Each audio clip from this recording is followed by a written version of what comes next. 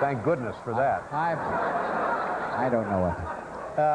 In Athens, this next young woman became the first American in 20 years to win the gold medal in the all-around gymnastics competition. Here's your Olympic gold medal champion, Carly Patterson. Carly, come on up.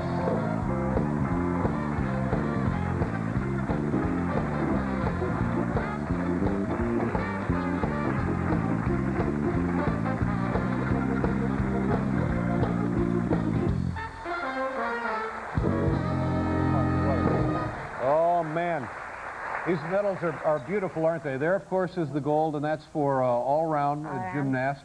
And you're the first American to win in a non-boycotted Olympics since Mary Lou Retton. Is that more or less what it is? Yeah, congratulations. That's a pretty big deal.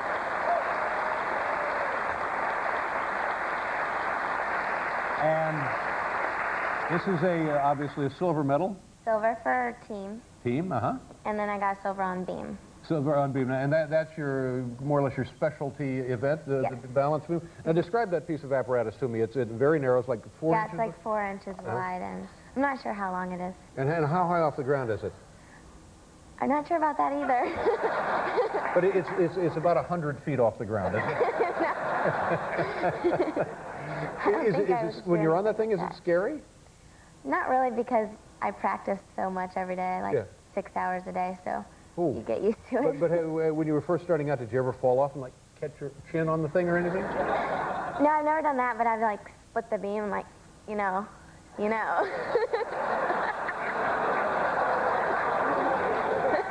Yes, I know. Yeah, I'm not kind of hurt, but.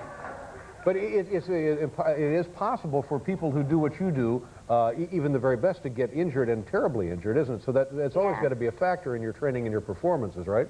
Yeah, you always have to be focused on what you're doing because it can be a dangerous sport if you're not. And you started quite young, I would guess, right? Yeah, I started when I was 6. And at 6 years old, and how did this become your sport? How come you didn't play soccer? How come you didn't swim or any of the other sports? Well, my mom did gymnastics, and I think I kind of had it like in my blood because she said I was like flipping around when I was really little. And I also went to my cousin's birthday party once, and it was at a gym, and then I loved it from there, and then I started really flipping. Yeah. She didn't want me to hurt myself. Right. So really, you were at your cousin's birthday party, and somebody at the gym said, well, maybe this is something you want to look into. Is that how it happened? Yeah, the coach was like, has she ever taken gymnastics before? And my mom's like, no, and she was like, are you sure? And I was like, yeah. And then they asked me, like, they thought I was lying. Yeah. I was like, no, I've never taken before. And so if a family out there has a young boy or a young girl and they think maybe inclined to gymnastics, what do they do with them? Do they get them like monkey bars, or what are they? I guess, I don't know, I used to play around on my swing set a lot. Right. And like, I really don't see how I didn't hit my head on like the other swings because it was like a really narrow path. And like, I would be doing like little front rolls on the bar thing. Like, I really don't see how I didn't kill myself. Yeah, so it's important to get the right kind of training. So did you go to like a training center someplace? Did you go, I don't know, they have these training centers places? Yeah, they have them pretty much everywhere you go now. It's gotten a lot more popular, so they've, I think they've opened a lot more gyms. And who in the world now is the big competition? This is a huge resurgence for Americans in gymnastics, isn't it? Resurgence? Yeah. I'm sorry, but I don't know what that means.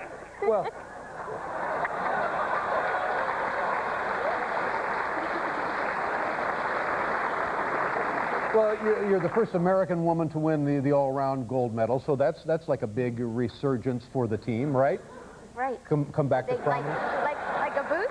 Yeah, like a boost. And Paul Hamm won a gold in all-around, so that's unusual for the American men. So that's for 2. Yeah, so that's pretty good, don't you think? That's definitely good. I think it really helps the sport of gymnastics. Right. Would you call it a resurgence? Yes. And who is the world competition now? Is it the Chinese? Is it the Russians? And not so much the Russians anymore. Who is it? Well, the Romanians, I think they're the ones who beat us in team, but we had some mistakes, so that's why. And what about that snotty Russian girl? What's her, Svetlana Korkina or something? Yeah. What's the deal on her? Do you know her?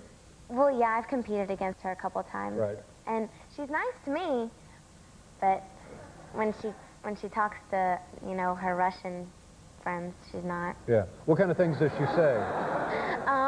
Well, she just said that she doesn't think that I deserve to win. Like, I got overscored and stuff, and that she got underscored, and that it was already fixed that I was going to win. And I was like, oh, no. Yeah. No. That was not right. Now, why would she be saying things like that? I guess it's insecurity on her part, and if she was any good, she wouldn't be underscored. Isn't that the way it works? That's how it works. That's exactly how it works. Yeah. I mean, I guess she's kind of like a sore loser. Yeah, I guess kind of. And but this competition goes on all the time. It's not just the Olympics. You have the World Championships. I'm guessing there's like national championships, and so you're pretty much competing on a regular schedule, aren't you? Yes, Yeah. we have a lot of competitions, like especially to get geared up for the Olympics. We had championships, and that's 2-day competition. Then we had trials, and that's 2-day competition. And then, you know, trials are usually supposed to pick who goes to the Olympics, but since we kind of have like a new system, we had to go to a camp right after that and have another 2 competitions, and then they pick the team, and so that was a lot of competitions to get ready for it. And how do you feel? As a 16-year-old, you're never tired, though, are you? You're in great shape as a 16-year-old? Yes. You're not really tired, are you? No, I'm not tired. My body's okay still. Have you had a chance to, have you been home since you've won the Olympics? Yeah, I was home for like a day, and it was really cool because I had a really nice like welcome back. Like as soon as I got to the airport, I had a lot of police people like guarding me and stuff, which was really kind of weird because I'm not used to that at all. But and I was going down the elevator and like I hear all this screaming, and it's like the whole gym is right outside the elevator, and I was like, oh my gosh, it was really awesome. Yeah, it must have been very gratifying for you, and also for the folks that came out to see you. I mean, it's a lovely thing. You represent not only your family and your friends, but the entire country. And every young girl out there who's interested in gymnastics now has a brand new hero. That's fantastic, isn't it? What about your buddy Paul Hamm? What is the latest? They now are going to give the South Korean guy the silver medal, and they had originally asked Paul to consider giving back his medal, and that's just silliness, isn't it? Well, yeah, that's what I heard, that they sent him a letter to ask him if he would give back his gold. And It's not his problem. right, it's not his fault at all. Yeah. I mean, it was the judges that made the mistake, That's right. and I think it's pretty wrong to ask